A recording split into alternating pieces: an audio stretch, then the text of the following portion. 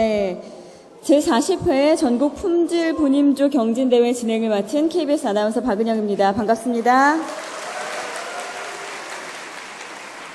네, 많은 분들이 와주셨네요. 오늘 전국적으로 비가 많이 내린다고 했는데 그래도 오늘 의미 있는 이 자리를 위해서인지 오전에는 하늘이 꾹꾹 참아줬던 것 같습니다.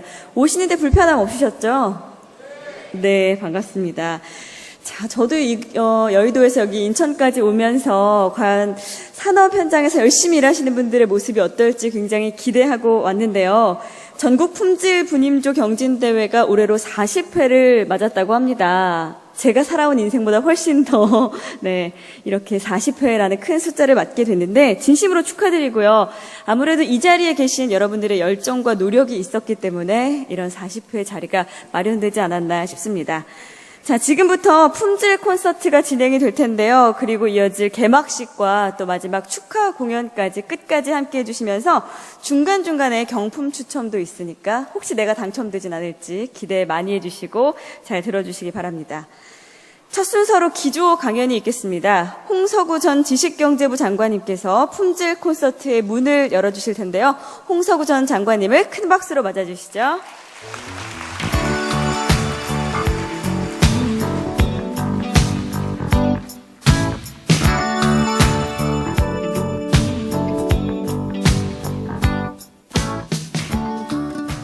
여러분 대단히 반갑습니다. 제가 여기 와서 들은 게 여러분들이 굉장히 어려운 관문들을 통과해서 이 자리에 오신 분들이라고 들었어요. 그래서 매우 축하드리고 또 이런 좋은 자리에서 이런 얘기를 하게 된 것도 저는 영광으로 생각을 합니다. 사실 기조 강연이라는 것은 딱딱하지 않아야 되는 것이 철칙이기 때문에 저도 제목을 이렇게 붙여봤습니다. 뭔 얘기 하려는지 여러분은 아시겠죠? 1,500만이 봤다니까 대부분 다 보신 것 같아서. 이순신 장군이 말입니다. 뭔 얘기 하는지 여태까지 모르신 분 계셨어요?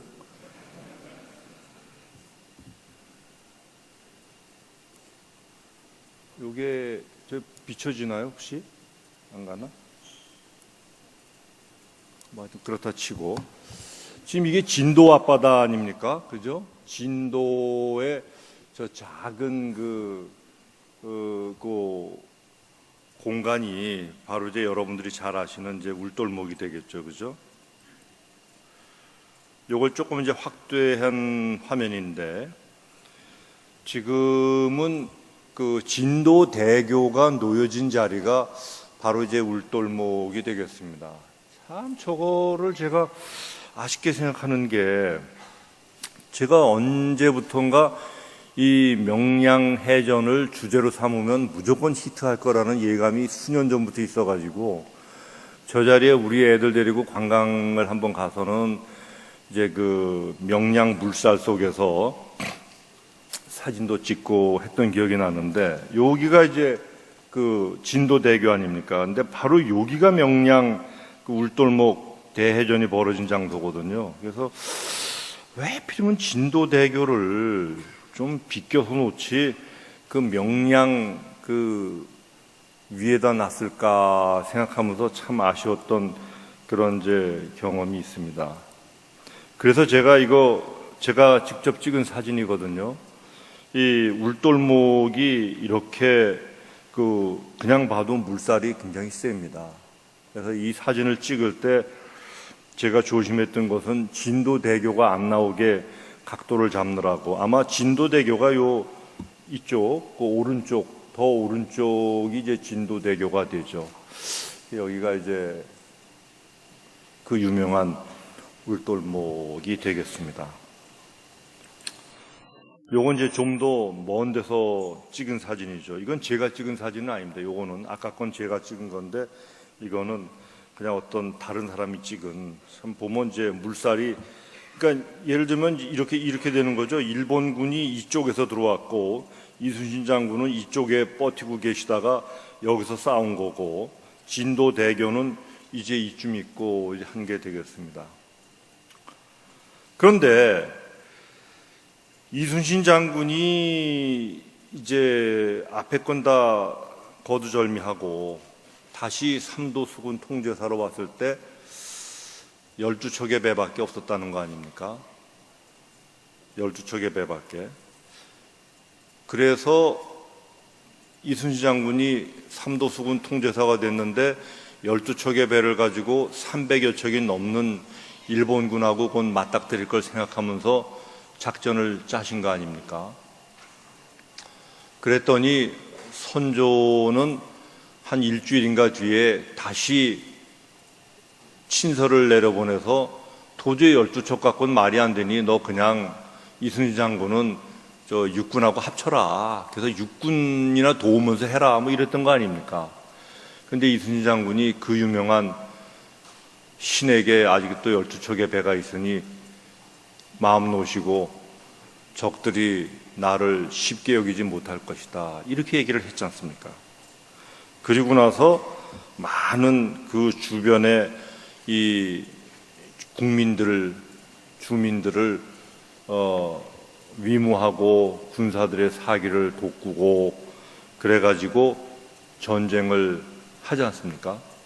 그리고 영화를 보신 분은 알겠지만 이겼지 않습니까? 12척이 그 당시 300척이 다 온 건 아니고 한 100여 척이 그 울돌목에 들이닥쳐가지고 어디됐든 130여 척하고 12척하고 붙어서 12척이 한 대도 가라앉지 않고 이겼지 않습니까? 요건 이제 영화 포스터에 나오는 장면이죠. 그리고 나서 이순신 장군이 유일하게 천행이다, 천행 이런 얘기를 하셨지 않습니까? 그게 천행이겠냐 이걸 제가 여러분들께 한번 여쭤보는 겁니다. 이순신 장군은 12척의 배를 가지고 300여 척, 130여 척을 이긴 것을 천행이다, 천행.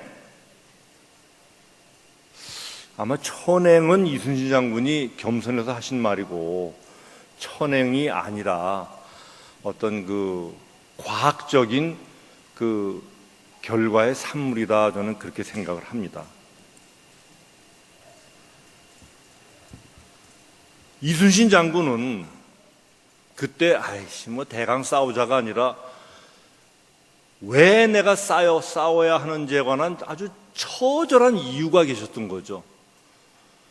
내가 싸워서 이기지 않으면 우리 불쌍한 조선 국민들이 어떻게 될지도 모르겠고 또 충성심으로 똘똘 뭉치신 이순신 장군 생각에 왕실이 어떻게 될지도 모르겠고 그러니 나는 꼭 이겨야만 되겠다. 그래서 나는 이기기 위해서 싸운다는 그 왜가 이순신 장군 내리에는 분명히 있을 겁니다. 왜 내가 싸워야 되는지에 관한 그 이유가 명확했기 때문에 이순신 장군은 간절한 의지가 계셨다라고 저는 보는 겁니다. 내가 싸워서 이겨야 되겠다는 간절한 의지가 그러니까 이긴 거예요.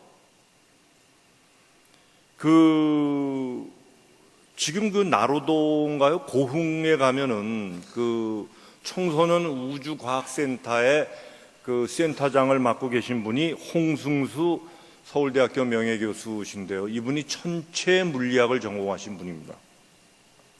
천체 물리학이죠. 근데 그분이 하신 말이에요.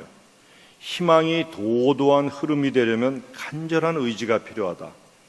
의지는 우주를 관통하고 우리 삶을 관통하는 도도한 흐름의 방향타다라는 말씀을 하셨는데 이분이 자기가 어렸을 때 대학에 갈 무렵이니까 아마 50년대였겠죠.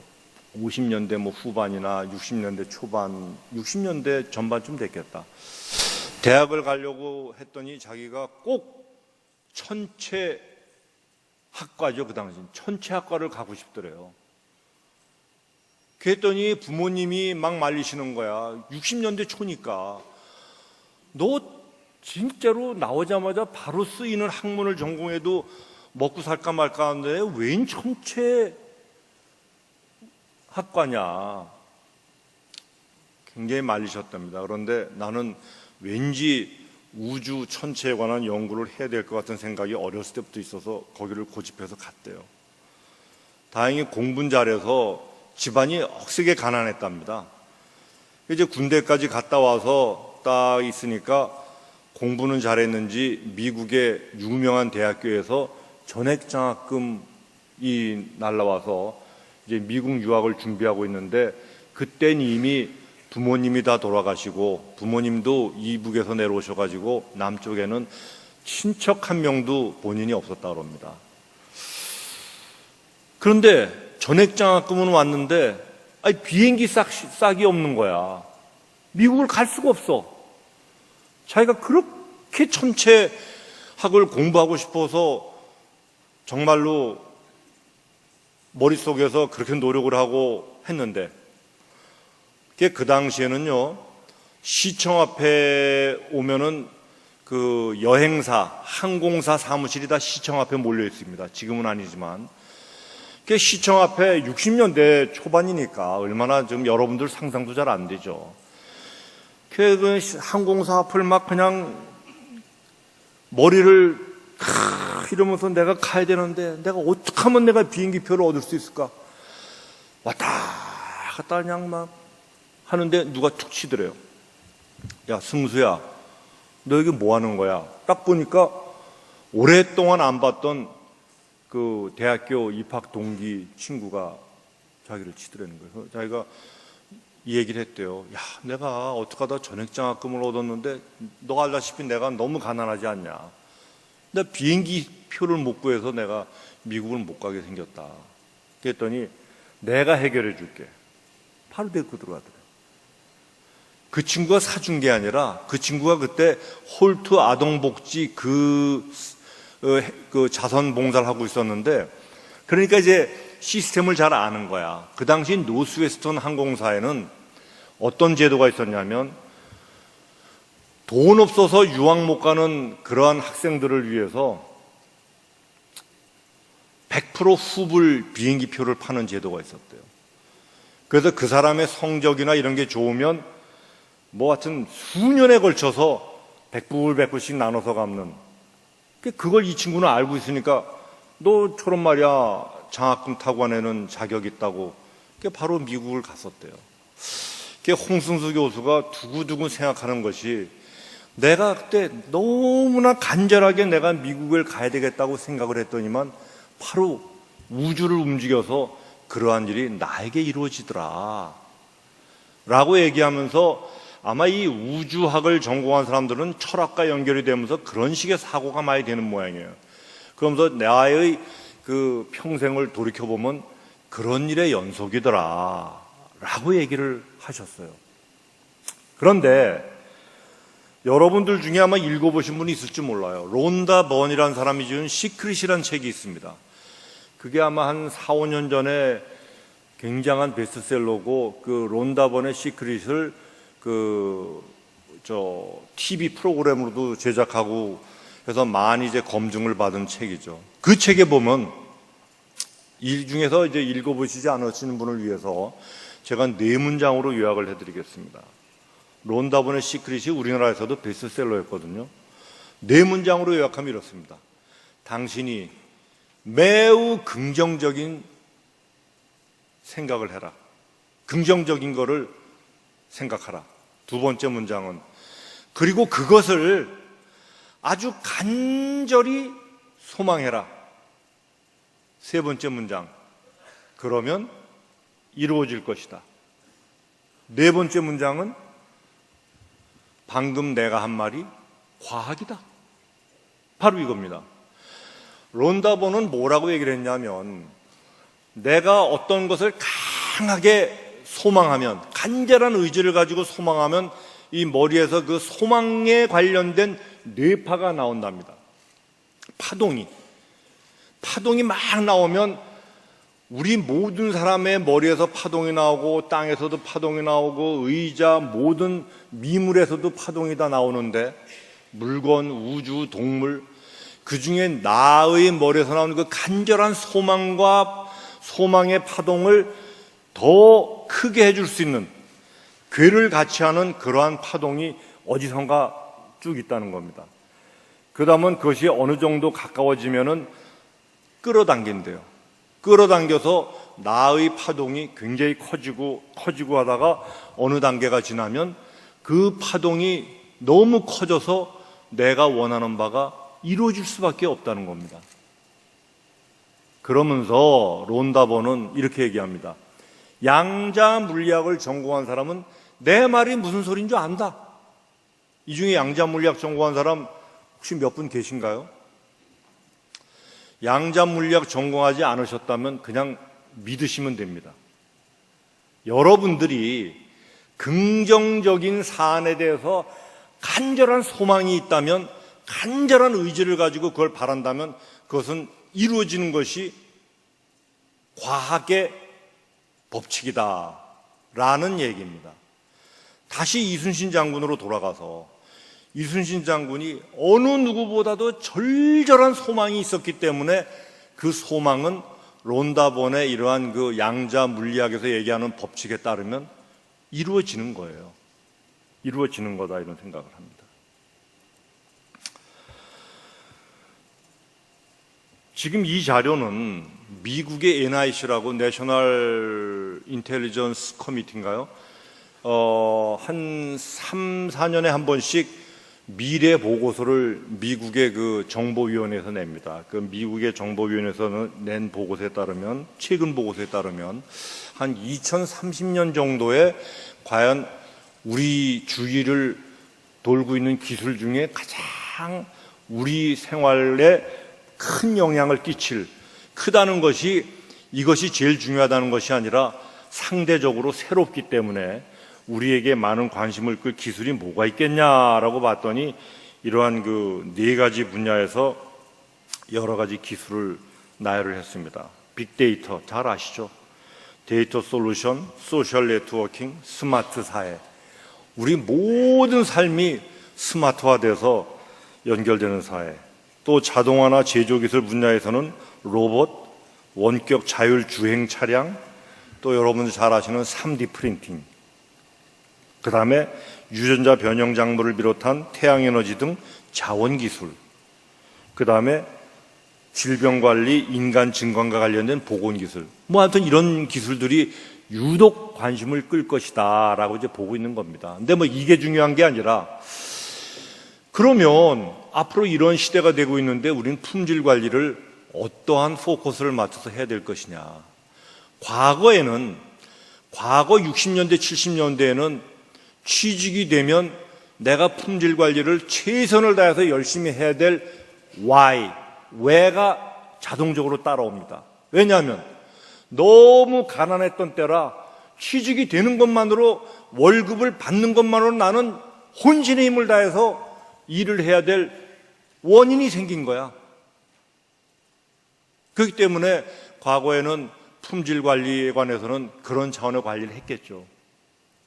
그런데 지금은 이미 월급을 주는 것만으로 왜 내가 이 품질 관리에 혼신의 힘을 다해서 잘해야 되는지에 관한 필연성이 있는 사람도 있지만 또 없는 사람들도 많지 않습니까? 월급만으로, 왜냐하면 이미 어느 정도 우리가 잘 살잖아요. 월급만으로 필연성이 생기질 않는다고. 그러면 지금 화면에 보는 이러한 많은 그 과제들을 여러분들이 이제 지금 여러분들이 하고 계시는 것이 똑같이 중요합니다만, 이러한 시대로 가고 있을 때 우리는 어떻게 품질 관리를 해야 그 왜라는 것이 만들어질 것이냐. 그래서 저는 몇 가지, 한 3가지 얘기만 하겠습니다. 먼저 이 자리에 계신 분들은 임원도 있지만 또 중간 관리도 있고 또 제일 밑에 평직원도 있지만, 또 평직원은 평직원 중에서도 또 상사가 있고 부하가 있지 않습니까? 그러니까 여러분들 모두에 관련되는 겁니다. 여러분들 밑에 있는 부하, 임원은 부장, 부장은 차장이야, 차장은 과장이야, 과장은 대리야, 대리는 일반 평직원, 신입직원, 모두가 관련되는 얘기입니다. 올해 무슨 나온 책 중에 제가 제목이 갑자기 기억 안 나는데, 미국 해병대는 왜 강하냐? 미국 해병대는 왜 강하냐? 답은 캡틴이 제일 늦게 먹기 때문입니다. 이게 미국 해병대가 강한 이유래요. 미국 해병대는 항상 직급 낮은 사람 먹고 직급 높은 사람은 제일 끝에 먹는데, 뭘 먹어도. 미국만 그런 게 아니라 다산 정약용 선생님이 지으신 목민심서에 보면 그런 기절이 나옵니다. 목민심서가 뭔지 아시죠? 다산 정약용 선생이 그 곡산 부사로 가면서 오갈 때 쓴 얘기잖아요. 근데 첫 마디에 뭐가 나오냐면, 자고로 윗사람은 아랫사람이 다 밥을 먹은 후에 먹어라. 윗사람이 먼저 밥을 먹은 후에 가자 하고 나서니 아래 것들이 미처 밥도 못 먹고 따라 나서더라 라는 게 다산 정약용의 목민심서의 거의 초반부에 나오는 구절입니다. 이미 다산 정약용 선생도 그런 걸 주장하셨습니다. 그래서 저는 왜 내가 품질 관리를 잘해야 되고 왜 내가 도대체 이 회사를 위해서 혼신의 힘을 다해야 되느냐라는 것에 기본은 뭐 월급도 있겠지만 그건 기본이고, 첫 번째가 나에 대한 존중인 거죠. 나를 상사가 존중해주면 상사를 위해서라도 내가 혼신의 힘을 다해서 열심히 일하고 싶은 거야. 품질 관리도 잘하고 싶고. 바로 이 상사들이 부하 직원에 대한 존경의 기본은 이렇게 여러분들이 정약용의 목민심서를 떠올리면 될 겁니다. 또는 미국의 해병대를 떠올려도 되고, 항상 밑에 직원이 먼저 먹게 하라. 항상 편한 일, 좋은 일은 밑에 직원이 먼저 하게 하라. 그러면 밑에 직원은 당연히 상사에 대해서 존경할 겁니다. 일본의 경영의 신이라고 하는 마쓰시다 고노스케라는 분이 있잖아요. 마쓰시다 전기의 창립자죠. 그분이 쓴 책에 보면 그런 게 나온대요. 우리 직원은 자질이 없다. 뭐가 좀 부족하다. 쟤는 뭐가 모자르다. 라고 말하는 상사가 있는 회사치고 내가 잘 되는 회사를 못 봤다. 상사야. 배운 것도 많고 본 것도 많으니까 자기 기준으로 하면 거기에 부응하는 부하 직원이 몇이나 있겠냐. 부하 직원은 원래 다 그런 거다. 부하 직원을 존중하고 가르쳐야 되는 거다.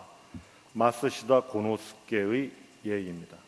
그러니까 첫 번째 Y를 가지기 위한 첫 번째 테마는 존중입니다. 존중. 그 다음에 두 번째는요, 공감을 제가 얘기하고 싶어요. LG화학에, 여기 아마 LG에서 오신 분도 계신지 모르겠는데, LG화학에 그럼 무슨 박 부회장님 누구시더라? LG화학의 하여튼 그 박 부회장님이라고 계세요. 갑자기 생각이 안 나는데, 그분이 얼마 전에 글을 실었는데 이거예요. 요즘 젊은이들 너무나 창의적이다. 젊은이들의 얘기를 들으면 모든 것이 해결된다. 그런데 이놈은 상사가 말이 많아가지고 젊은 사람들의 얘기를 듣진 않고 지 말만 한다 이거야. 그러니 회사가 어떻게 운영이 되겠냐. 예전에 생산의 3요소에 보면은 자본, 노동, 토지가 있었는데 90년대에 지식이 생산의 4요소다. 그래서 지식 경영을 한 적이 있는데, 바로 우리 LG화학의 현직 박 부회장님 얘기입니다. 제 얘기가 아니라. 그런데 나는 자고로 지식 경영에서 성공했다는 얘기 들어보질 못했다. 왜냐? 지식 경영하면 뭐하냐? 지식과 자본과 토지와 노동이 따로 노는데 그들을 연결해 줄 소통이 없기 때문에 지식 경영은 실패한 거다. 그러면서 결론적으로 상사는 3분의 1만 얘기하라. 아무리 얘기하고 싶어도 3분의 2는 자기 부하 직원의 말을 들어라. 말하자면 공감입니다. 공감. 부하 직원에 공감해주고 부하 직원 얘기 들어주고, 그러면 부하 직원 입장에서는 상사를 위해서 일하고 싶은 거야. Y가 또 성립된 거야. 왜 내가 일해야 되는지. 상사를 위해서 열심히 일하고 싶으면 품질 관리 열심히 하고 싶으면 그것이 결국 회사의 발전으로 가는 거죠. 참고로 들어준다는 거하고 똑같은 건 아니지만 비슷한 거가 이런 것도 있습니다. 히브리 대학의 마틴 반 크레벨트라는 교수가 1939년에서부터 1942년까지의 44년까지의 독일군과 미군의 경쟁력을 분석을 했어. 어떻게 분석했는지는 모르겠어요. 그런데 결론이 같은 투입 대비 독일군의 효율이 1.5배, 50%가 높아. 그러면서 여러 가지 원인이 있겠지만 예로 든 것 중에 하나가 아주 인상 깊은 게 이거예요. 미군은 이렇게 업무 지시를 한대요. 제임스 대대장, 언제까지 A 고지를 점령하시오. 점령 방법은 여기에 이런 비축 인력이 있으니 이 사람들을 활용하고, 루트도 여기 이런 루트가 좋으니 여기를 사용해서 탈환하시오. 근데 독일군은 반대로 이런데요. 프로시아 때부터 만들어진 지시 방법이 A 대대장, 제임스 대대장, 독일엔 제임스가 있나? 하여튼 제임스 대대장, A 고지를 며칠까지 점령하시오. 방법은 당신이 현장에 있으니까 제일 잘할 거니까 당신이 제일 효율적이라고 생각하는 방법으로 하시오. 그 차이가 50%의 원인 중에 하나겠지만, 일단 마틴 반 크레벨트는 역시 이것도 부하 직원에 대해서 믿는 거, 부하 직원에게 자율성을 주는 게 매우 중요하다, 그런 얘기가 될 것 같습니다.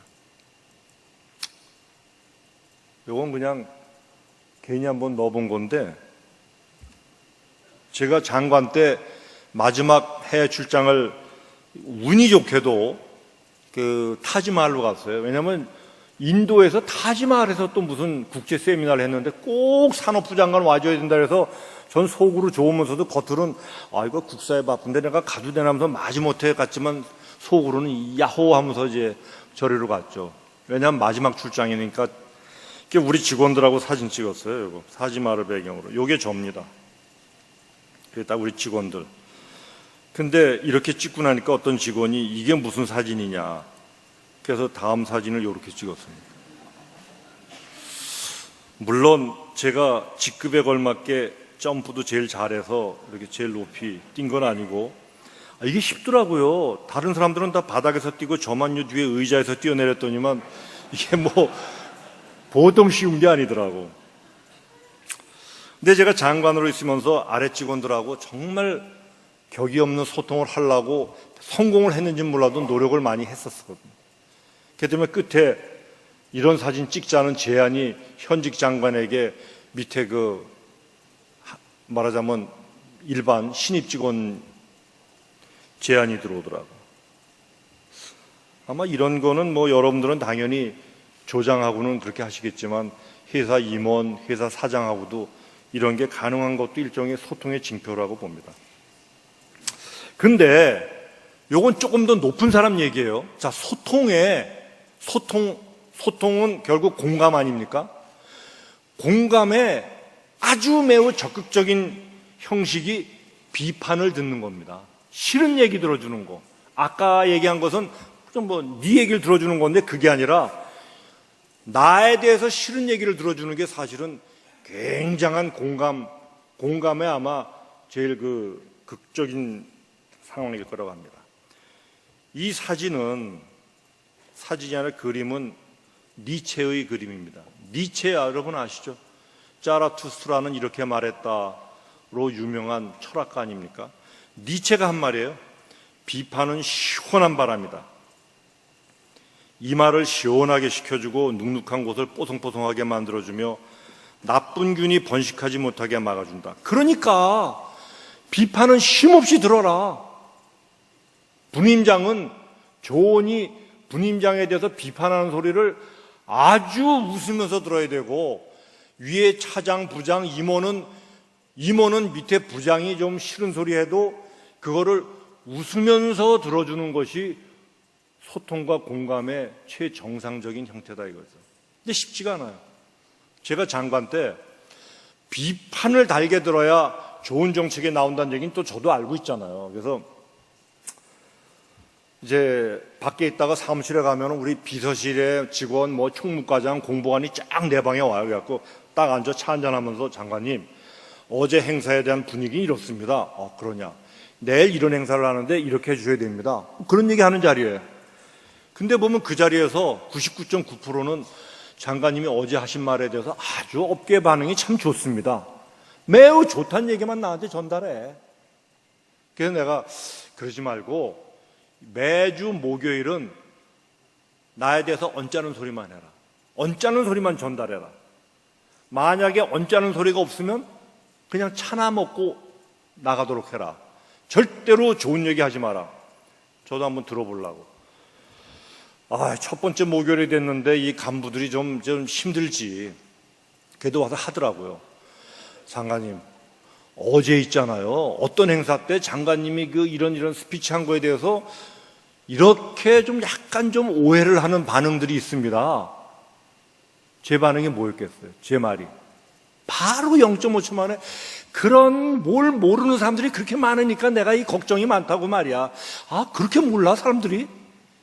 내가 반응이 이렇게 나오니까 비서관이 움찔해가지고 가만히 있더라고.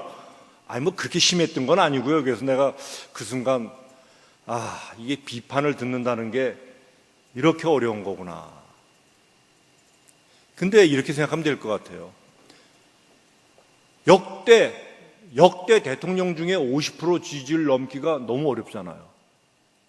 마찬가지로 우리도 아무리 우리가 열심히 해도 40, 50%는 다 욕하게 돼 있는 거예요. 그러니까 그건 누군가가 나쁜 지적을 했을 때 나만 받는 지적이 아니라 누구나 받는 지적이라고 생각하고 그거를 넘어가서 분임장 같으면 분임 조언이 뭐라고 지적하면은 그래 한번 더 해봐. 그 지적 참 좋다. 또 임원 같으면 차장이 약간 언짢은 얘기하면 김 차장 그거 굉장히 좋은 얘기 같아. 한번 해봐. 이러는 노력을 우리가 의도적으로 하는 게, 또 우리 대리 같으면 신입 직원이 못 모르고 하는 얘기가 있으면 자식이 우리 회사에 들어서 너 뭘 모르는구나 그러면 안 되죠. 넌 사회에서 온 그 프레시한 의견을 나한테 전달해 주는구나. 한번 해봐. 이러는 노력이 우리가 다 필요합니다. 니체가 쓴 책 중에 자라투스트라는 이렇게 말했다라는 책이 있지 않습니까? 물론 저도 요약본만 읽어봤고 이 중에 그걸 다 읽어본 분은 있어봐야 10분이 될 겁니다. 그 정도로 어려운 책이지만 또 그 책의 이름 모르는 사람이 없잖아요. 자라투스트라는 이렇게 말했다. 뭐예요? 자라투스트라는 이렇게 말했다가. 그 책에 나오는 신은 죽었다라는 말 때문에 너무 유명한 거야. 자라투스트라라는 현인이 쫙 산에서 마을로 내려와서 얘기하다가 신은 죽었다라고 얘기한 거예요.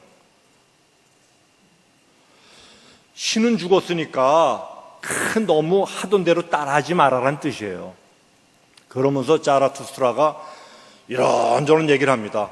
이렇게 해라, 니들은 이렇게 해라, 너는 이렇게 해라. 그러면서 내가 너희들에게 가르침을 다 줬으니 나는 산으로 다시 올라가겠노라.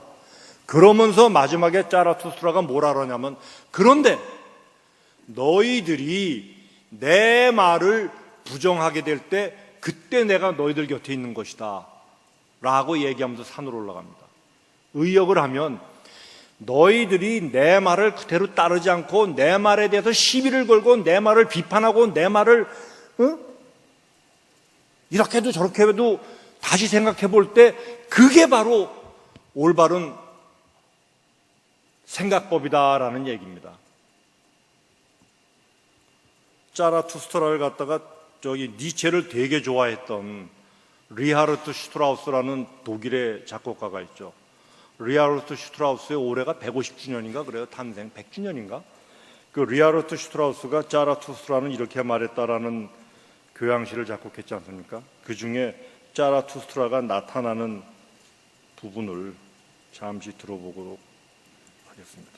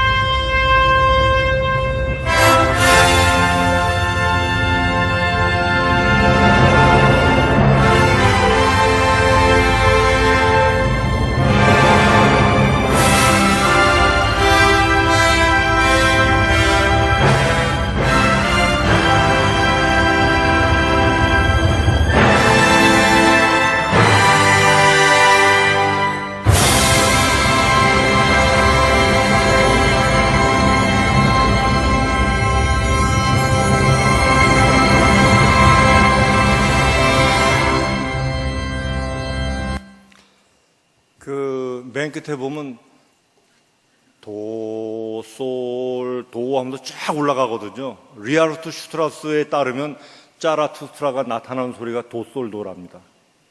그러니까 여러분들이 짜라투스트라, 도, 솔, 도 이런 걸 염두에 두시면서 좀 나쁜 소리도 들어보자. 그래야 품질 개선이 이루어질 것이다. 그 다음에 마지막 주제로, 그런데 또 Y가 생기려고 하면 내가 하는 일이, 우리 회사가 하는 일이 진짜 멋져. 그러면 내가 열심히 일하고 싶은 거예요. 진짜 멋지면. 사진에 나오는 분이, 요건 오히려 경영진에게 더 관련되는 메시지겠죠. 그러나 경영진이 아니더라도 뭐 부장, 차장, 분임장도 다 나름대로 멋진 일을 할 수 있을 겁니다. 이 사진에 있는 분이, 이분이 리처드 브랜슨 영국의 버진 그룹 회장인데, 영국의 버진 그룹은 리처드 브랜슨은 영국의 스티브 잡스다라는 얘기를 듣는 사람이라고 합니다. 그런데 이 브랜슨은, 버진 그룹이 어마어마하게 커졌는데, 쉽게 얘기하면 브랜슨은 이런 식이에요.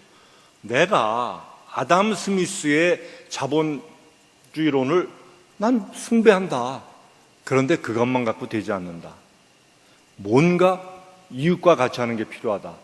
그래서 예를 들면 이거예요. 하나의 예를만 들면, 전과자가 취직하기가 어렵지.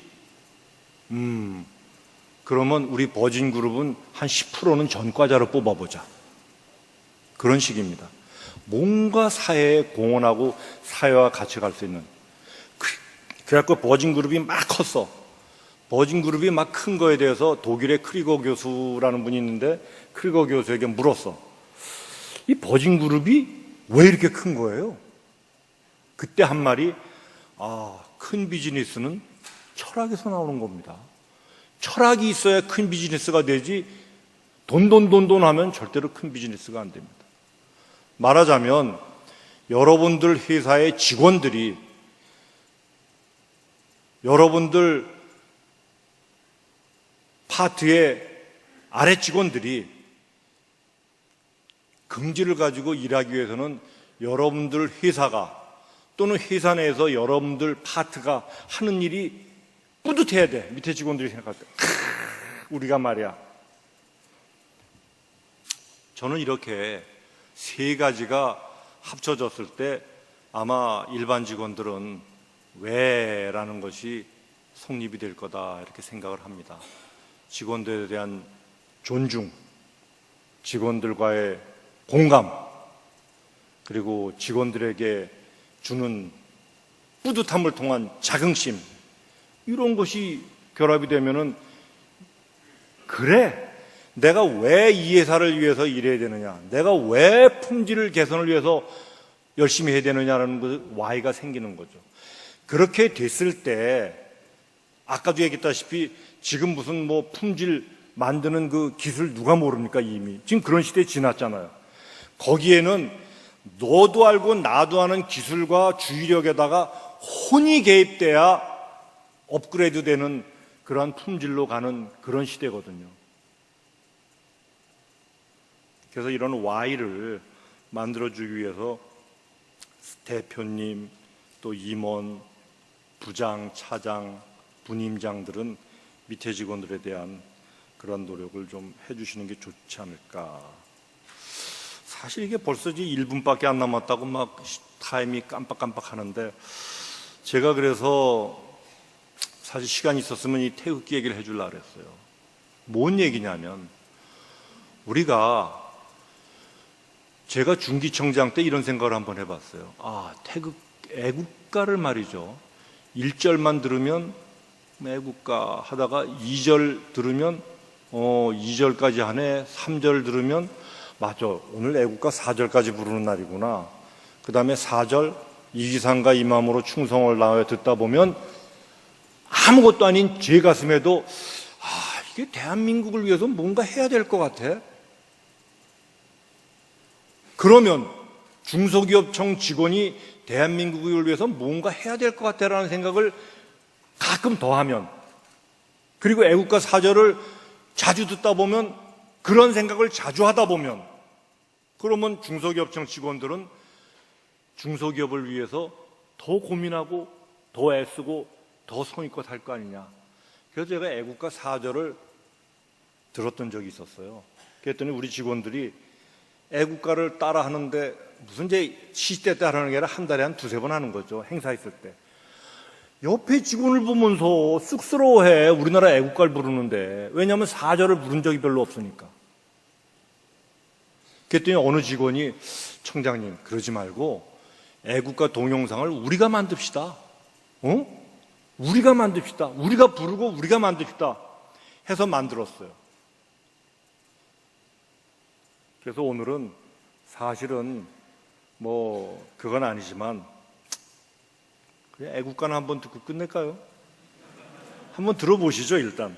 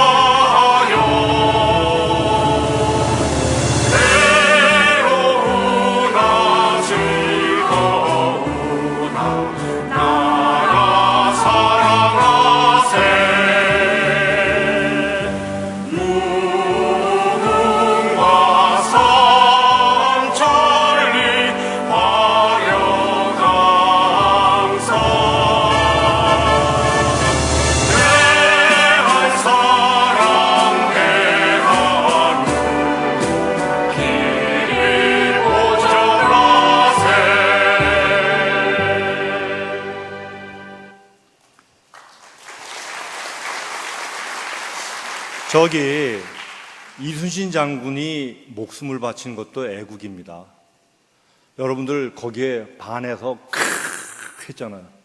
근데 여러분들 한 분 한 분이 혼신의 힘을 다해서 품질 관리에 매진하시는 것도 그에 못지않은 애국이라고 생각을 합니다. 하여튼 여러분들 혼신의 힘을 다해서 하시면 그것이 우리나라 미래 또 여러분들, 또 여러분들의 후손에 이르기까지도 그러한 하나하나가 모여서 대한민국을 살지게 할 거다 이렇게 생각합니다. 여러분 대단히 감사합니다. 네. 좋은 강연 들려주신 홍서구 전 지식경제부 장관님께 다시 한번 큰 박수 부탁드립니다. 네, 장관님께서 직접 경품 추첨도 해주시겠습니다. 이번 경품은요, SK 하이닉스에서 제공하는 노트북을 한 분께 드리겠습니다. 딱 한 명만 뽑는 거예요? 네, 그렇습니다. 난 내가 강의 선물로 저거 주는 줄 알고. 호명되시는 분은 같은 번호를 외치시고 무대 위로 아까 올라와 얘기했잖아요. 주세요. 간절한 소망을 가지고 의지를 가지고 지금 빨리 기도하십시오.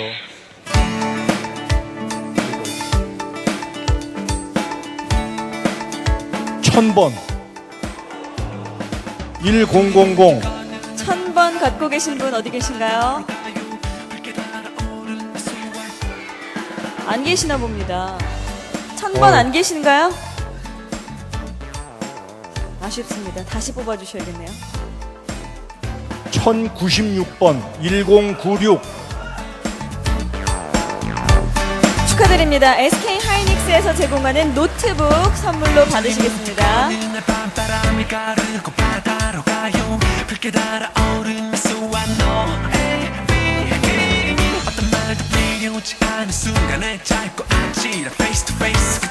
네, 함께 기념 촬영하겠습니다.